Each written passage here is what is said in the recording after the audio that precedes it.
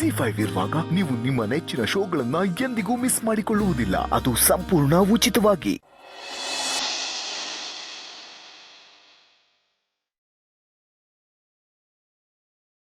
ಪರವಾಗಿಲ್ಲ ಅಣ್ಣ, ನೀವು ನನಗೆ ಎಷ್ಟೇ ಹೊಡೆದ್ರೂ ಈ ಪರಿಸ್ಥಿತಿಯಲ್ಲಿ ನಾನು ನಿಮ್ಮನ್ನ ಕಳಿಸಲ್ಲ.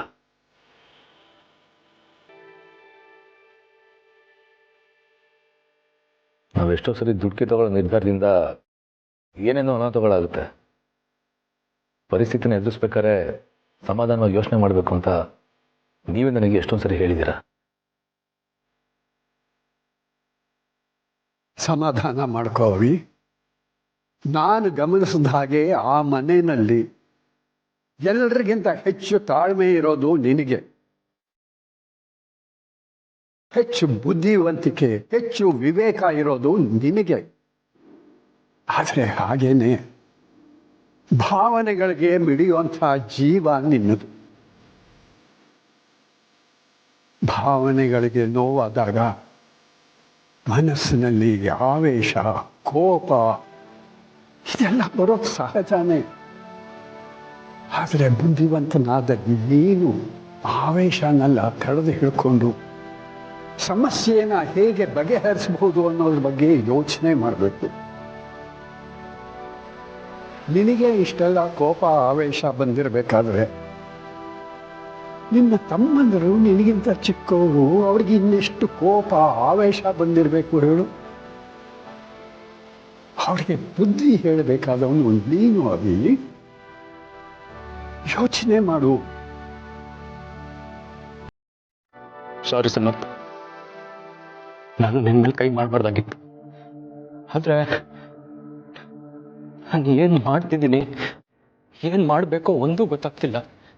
ಒಂಥರ ಹಿಂಸೆ ಆಗ್ತಿದೆ. ಸತ್ತು ಹೋಗ್ತೀನಿ ಅನ್ನೋಷ್ಟು ನೋವಾಗ್ತಿದೆ. ಚಿಕ್ಕಮ್ಮ ಈ ರೀತಿ. ಸಮಾಧಾನ ಮಾಡ್ಕೊಳ್ಳಿ ಅಣ್ಣ, ನೀವೆಷ್ಟು ದುಃಖ ಪಟ್ಟರೆ ನನಗಿನ್ನೂ ಸಂಕಟ ಆಗುತ್ತೆ.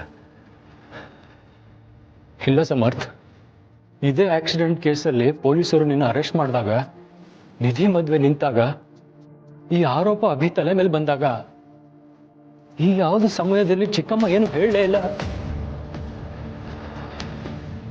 ಮಗಳು ಜೈಲಿಗೆ ಹೋಗುವಂತ ಸಂದರ್ಭ ಬಂದ್ರು ಈ ತಪ್ಪನ್ನ ಅವರೇ ಮಾಡಿದಾರೆ ಅಂತ ಒಪ್ಕೊಂಡೇ ಇಲ್ಲ. ಹಾಗಿದ್ರೆ ಚಿಕ್ಕಮ್ಮಂದು ಇಂಥ ಕಲ್ ಮನ್ಸ? ಅವಿ, ಇದರ ಹಿಂದೆ ಎಲ್ಲ ದೊಡ್ಡ ಕಥೆನೇ ಇದೆ. ಇದೆಲ್ಲ ನಿನಗೆ ಅರ್ಥ ಆಗಬೇಕು ಅಂತಂದರೆ ನಾನು ಹೇಳ್ದಾಗ ಮಾಡೋ. ಅಂದ್ರೆ ಇಷ್ಟೆಲ್ಲ ಸತ್ಯ ಗೊತ್ತಿದ್ರು ನನ್ನ ಸುಮ್ಮನಿರು ಅಂತ ಹೇಳ್ತಿದ್ದೀರಾ?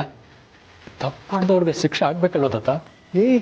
ತಪ್ಪನ್ನು ಯಾರೇ ಮಾಡಿರಲಿ ಅವರಿಗೆ ಶಿಕ್ಷೆ ಆಗಲೇಬೇಕು. ಹಾಗಿದ್ರೆ ಈ ವಿಷಯನ ನಾನು ಈಗಲೇ ಪೊಲೀಸವ್ರಿಗೆ ಅಪ್ಪನಿಗೆ ಹೇಳಬೇಕು. ದಯವಿಟ್ಟು ನನ್ನ ತಡಿಬೇಡಿ. ಏನು ತಪ್ಪು ಮಾಡಿದೆ ಸಮರ್ಥಿ ಸುಳಿಗೆ ಸಿಕ್ಕಾಕೊಂತಾನೆ. ಅವನಿಗೆ ಇದರಿಂದ ಮುಕ್ತಿ ಕೊಡಿಸ್ಬೇಕು. ನಾನು ಈಗಲೇ ಅಪ್ಪನ ಕಾಲ್ ಮಾಡ್ತೀನಿ. ತಾತ, ಬೇಡ ಅಂತ ಹೇಳಿದ್ನಲ್ಲ.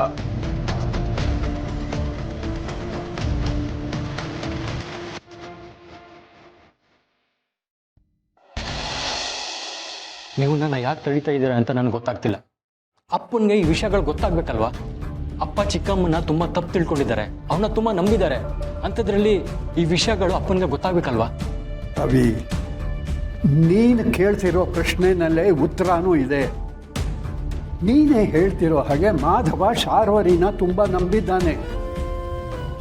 ನೀನು ಹೋಗಿ ಈ ವಿಷಯನ ಹೇಳ್ತಿದ್ದ ಹಾಗೆ ಮಾಧವ ಇದನ್ನು ನಂಬಿಡ್ತಾನ? ಇದೆಲ್ಲ ಒಂದು ಕಟ್ಟುಕತೆ ಅಂತ ಅನ್ಕೊಳಲ್ವಾ? ಅಭಿ ಅವ್ರ ಬಗ್ಗೆ ಹೇಳಿದಾಗ ಅಪ್ಪ ನಂಬಲಿಲ್ಲ. ಅದ್ರ ಬದಲಾಗಿ ಅಪ್ಪ ಅಭಿ ಮೇಲೆ ಕೈ ಮಾಡಿದ್ರು. ಅದಕ್ಕಿಂತ ಹೆಚ್ಚಾಗಿ ನಿಮ್ಮ ಚಿಕ್ಕಮ್ಮನ ಮುಂದೆನೇ ಹೋಗಿ ಕೈ ಮುಗಿದು ಕ್ಷಮೆ ಕೇಳಿದ್ರು.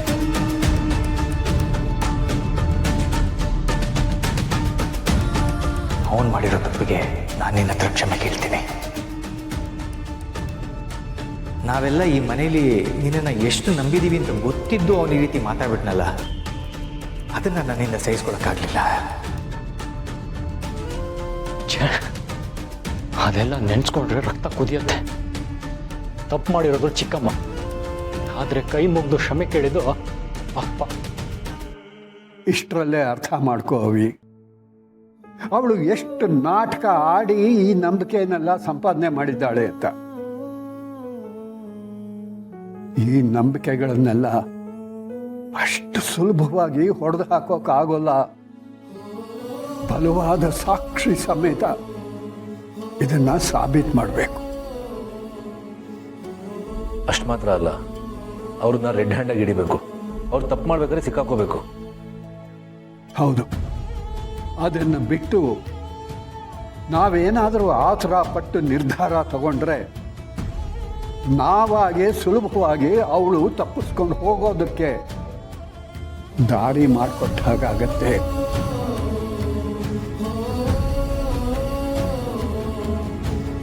ಹಾಗಿದ್ರೆ ನಾವೀಗ ಏನು ಮಾಡಬೇಕು? ತುಂಬ ದಿನ ಈ ಸತ್ಯನ ಮನಸ್ಸಲ್ಲಿ ಇಟ್ಕೊಳಕ್ಕಾಗಲ್ಲ. ಚಿಕ್ಕಮ್ಮ ಮಾಡ್ತಿರೋ ನಾಟಕಗಳು ಮನೆಯವ್ರಿಗೆಲ್ರಿಗೂ ಗೊತ್ತಾಗಬೇಕು. ಓಕೆ, ಹಾಗಿದ್ರೆ ನೀವೆಲ್ಲ ಒಂದು ಕೆಲಸ ಮಾಡಬೇಕು.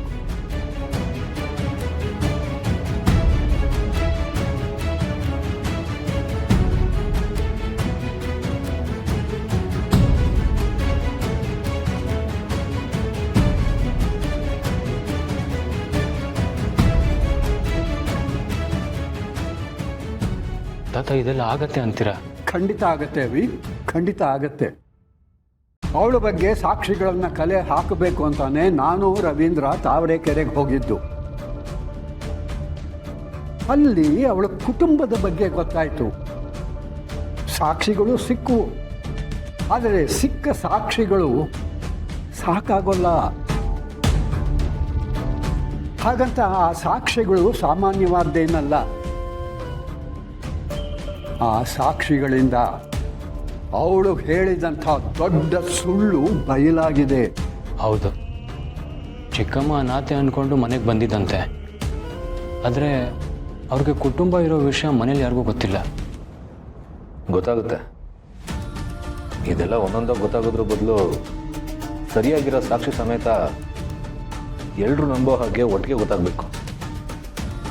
ಸರಿ ತಾತ, ನೀವು ಹೇಳಿದ ಹಾಗೆ ನಾನು ಕೇಳ್ತೀನಿ. ಚಿಕ್ಕಮ್ಮ ಇಷ್ಟು ವರ್ಷ ಮಾಡಿರೋ ಮೋಸಗಳೆಲ್ಲ ಬಯಲಾಗಬೇಕು. ಅವ್ರ ಪಿತೂರಿಗಳು ಇನ್ನು ಮುಂದೆ ನಡಿಬಾರ್ದು. ಅವರಿಂದ ಮನೆಯಲ್ಲಿ ಯಾವ ಅನಾಹುತಗಳು ಆಗದೇ ಇರೋ ಹಾಗೆ ನೋಡ್ಕೋಬೇಕು.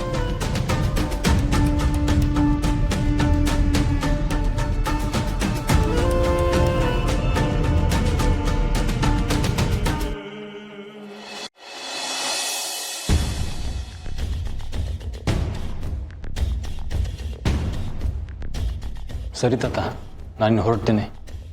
ಅಣ್ಣ, ನೀವು ಈಗಲೆಲ್ಲೂ ಹೋಗೋದು ಬೇಡ. ನಿಮ್ಮ ಮನಸ್ಸಿನೂ ಸರಿ ಹೋಗಿಲ್ಲ. ಹೌದು ಅವಿ, ಒಂದು ಸ್ವಲ್ಪ ಹೊತ್ತು ಕೂತಿರು. ನಿನ್ನ ಮನಸ್ಸಿಗೆ ಸಮಾಧಾನ ಆಯಿತು ಅಂತಂದಮೇಲೆ ಪರವಾಗಿಲ್ಲ ತಾತ, ನನಗೆ ನಿಮ್ಮ ಮಾತುಗಳೆಲ್ಲ ಅರ್ಥ ಆಗ್ತಿದೆ. ಅಂದರೆ ಮನ್ಸಿಗೆ ನೆಮ್ಮದಿ ಸಿಗೋದಂತೂ ಸದ್ಯಕ್ಕೆ ಆಗದೆ ಇರೋ ಕೆಲಸ. ZEE5 ಆಪ್ ಡೌನ್ಲೋಡ್ ಮಾಡಿ ಎಲ್ಲಾ ಸಂಚಿಕೆಗಳನ್ನು ಸಂಪೂರ್ಣ ಉಚಿತವಾಗಿ ನೋಡಿ.